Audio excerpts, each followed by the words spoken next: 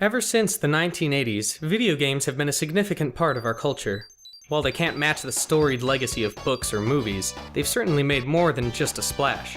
Like any new pastime, their suitability for children was called into question, particularly around the turn of the millennium, as computer graphics technology became more sophisticated and games became more lifelike.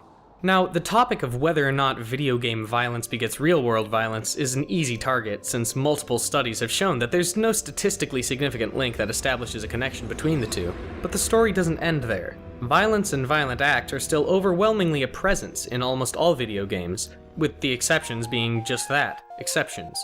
Is it ethical to take violence and violent actions and turn them into entertainment? Well, let's start at the beginning, or at least as far back as the games on my shelf can take us.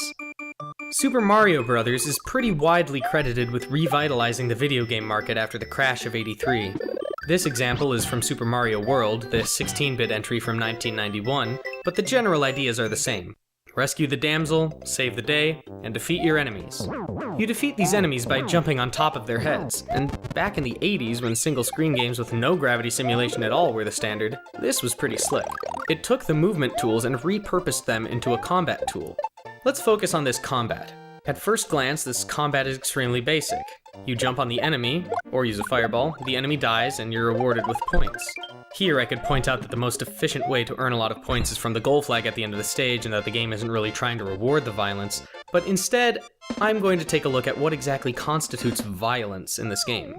Firstly, the consequences of not responding to an enemy with violence are the same as any other hazard. You either avoid it, or you take damage or lose a life. There are plenty of stationary obstacles already, so why couldn't the game just have been an obstacle course with no need for violence? Well, if all the hazards are stationary, then they're predictable. The enemy hazards offer a more vibrant experience, because they move, and as soon as the hazard starts moving, it's alive.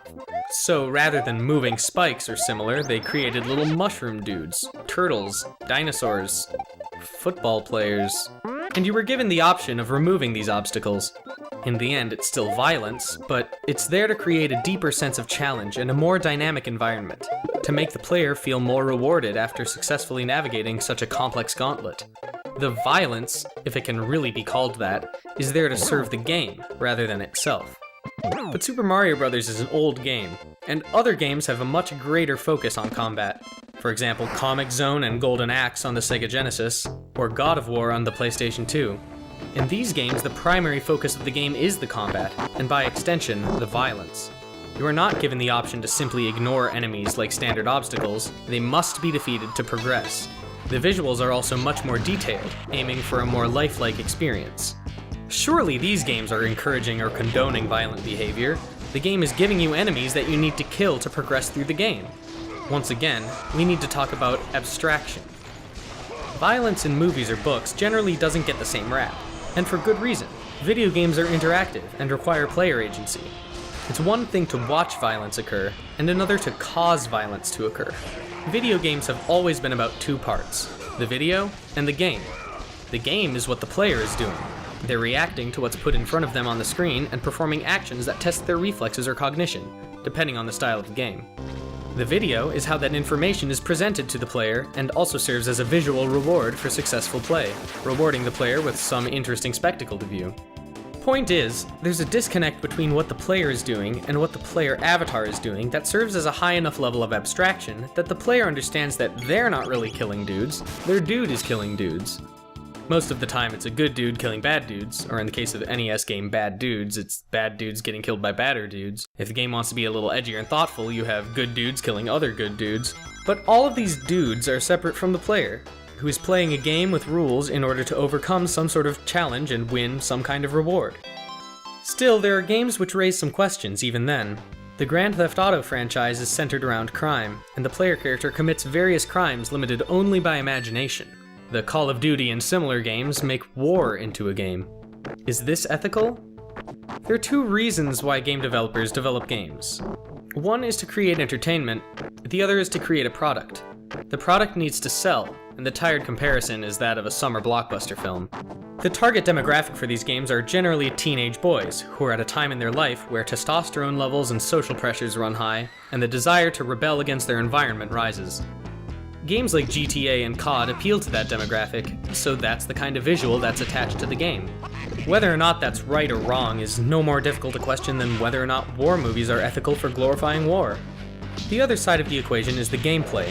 Even if the unethical in-game behavior is garnish on the top, the player is still rewarded for committing acts of in-game violence. But is that wrong? I don't think so, not inherently. Again, there's a distinction between reality and virtual reality, and the player, incredible as it may sound, can tell the difference between the real world and the game. I've sunk a great many hours into GTA San Andreas, and there's something about doing crazy stupid things in a simulated environment, and a sort of wonder in watching the virtual world respond to your actions. Killing people in GTA isn't a challenge the same way it would be in Metal Gear Solid, but the enjoyment comes from the way the game reacts. If you killed people and nothing happened, the game would be boring. But there are consequences. One thing leads to another, and eventually you find yourself in a jetpack assaulting a military base with a rocket launcher. Would Aristotle argue that enabling such behavior is still morally detrimental?